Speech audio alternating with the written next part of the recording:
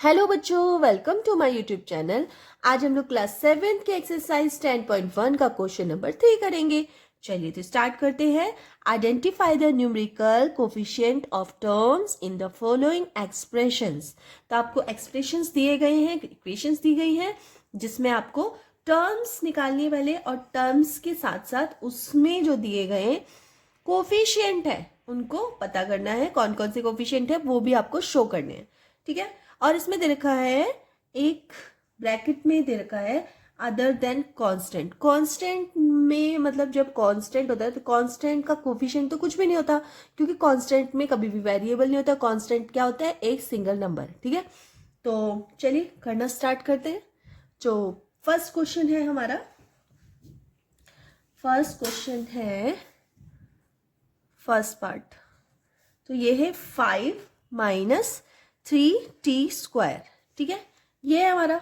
तो इसका टर्म क्या है? जो वो वाला टर्म तो वैसे इसमें 2 है, एक 5 है, एक माइनस 3t² है, लेकिन हमें वो टर्म लेना है जो जिसमें क्या हो, जिसमें हमारा वेरिएबल हो। तो वेरिएबल सिर्फ एक ही है, तो क्या हो जाएगा? -3t², ये हो जाएगा। नंबर कोफिशिएंट, तो इसमें नंबर कोफिशिएंट क्या है? नंबर कोफिशिएंट आपको इंट्रोडक्शन में पढ़ा दिया था। तो देखिए टी एक वेरिएबल है, टी के जो मल्टीपल में क्या है? -3 है ना। -3 क्या है? एक नंबर है, तो उसको क्या बोलेंगे हम? Numeral coefficient, numeral coefficient. तो ये कितना हो जाएगा? -3, ठीक है। आगे समझ में आपको? चलो इसका 3 का सेकेंड पार्ट कर लेते हैं। 3 का सेकेंड पार्ट इसका है 1 + t+t² + t⁻3, ये है, ठीक है। चलो तो कर लेते हैं इसको। सबसे पहले 1 तो को तो हम छोड़ देंगे, देखो, ठीक है, क्योंकि 1 का क्या होगा? अगर इसका 1 का कोफिशिएंट हम निकालते हैं तो 1 का कोफिशिएंट 1 ही होगा, तो 1 को तो छोड़ ही दो, ठीक है। टी का कोफिशिएंट क्या होगा?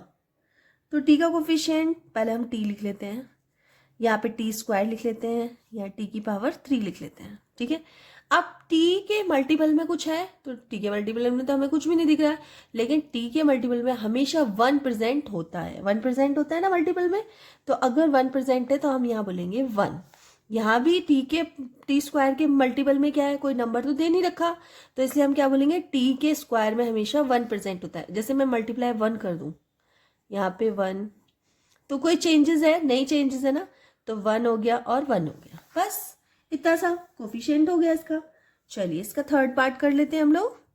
3 का थर्ड पार्ट इसमें दे रखा है हमें, इसमें हमें दिया हुआ है ये इक्वेशन x + 2xy + 3y, ठीक है।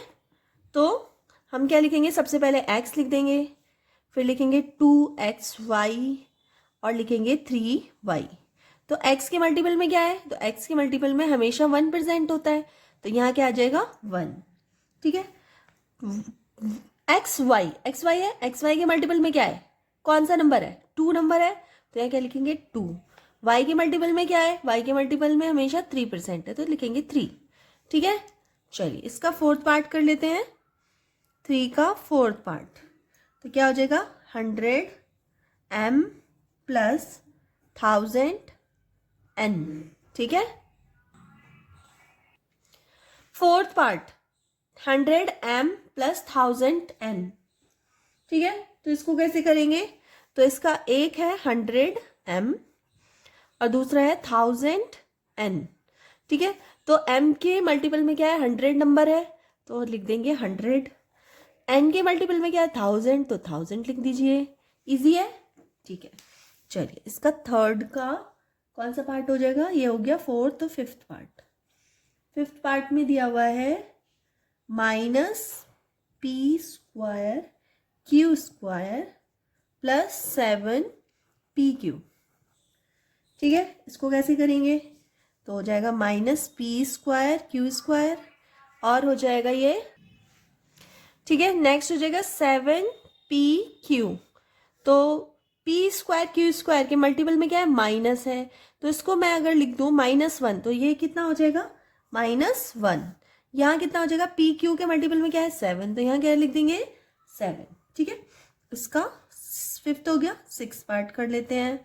6 पार्ट में दे रखा है 1.2a प्लस 0.8b। ठीक है, तो 1.2a और 0.8b ये क्या हो गया, इसके टर्म्स हो गई हैं। ठीक है, अब इसको हम लोग कर लेते हैं। तो ये कितना हो जाएगा, a के मल्टीपल में क्या है 1.2, b के मल्टीपल में क्या है 0.8। ठीक है, आप लोग कर लेंगे ऐसे इस तरह से। इसका 7th पार्ट में है 3.14 r स्क्वायर। ठीक है, तो इसका टर्म तो एक ही है, एक ही टर्म है, तो 3.14 r स्क्वायर। तो r स्क्वायर के मल्टीपल में न्यूमरल या न्यूमेरिकल या कुछ भी आप नंबर बोल सकते हैं। तो नंबर क्या है, नंबर है 3.14। बस हो गया। चलो, इसका 8th हो गया, 7th हो गया आई थिंक।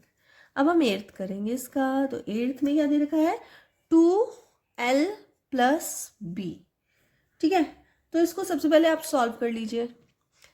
2 की मल्टीप्लाई अंदर कर देंगे हम लोग, 2 की मल्टीप्लाई हम अंदर कर देंगे तो 2l प्लस 2b हो जाएगा। तो इसकी 2 टर्म्स निकल के आए, एक तो l 2l और दूसरी 2b। तो इसके न्यूमरल l के मल्टीपल में क्या है 2 है, b के मल्टीपल में क्या है 2 है। ठीक है, चलो इसका लास्ट बचा है 9 कर लेते हैं।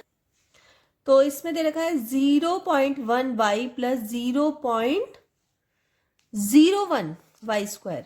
तो 2 टर्म्स हो गए, एक टर्म होगी 0.y और दूसरी टर्म होगी 0.01 वाई स्क्वायर। तो y के मल्टीपल में क्या है 0.1, तो लिखेंगे 0.1 और y स्क्वायर के मल्टीपल में क्या है तो लिखेंगे 0.01। ठीक है, तो ये क्या हो गए, सारे कोफिशिएंट्स हो गए, ये टर्म्स हो गई और ये आपके एक्सप्रेशंस हो गए। तो इस तरह से क्वेश्चन नंबर 3 कंप्लीट हो चुका है आप लोगों का। अगर वीडियो से थोड़ी सी भी हेल्प मिली हो तो प्लीज़ वीडियो को लाइक कर देना, चैनल पर नए हैं तो प्लीज़ चैनल को सब्सक्राइब कर लेना, अपने फ्रेंड सर्कल में शेयर कर देना। मिलते हैं नेक्स्ट वीडियो में, तब तक के लिए बाय।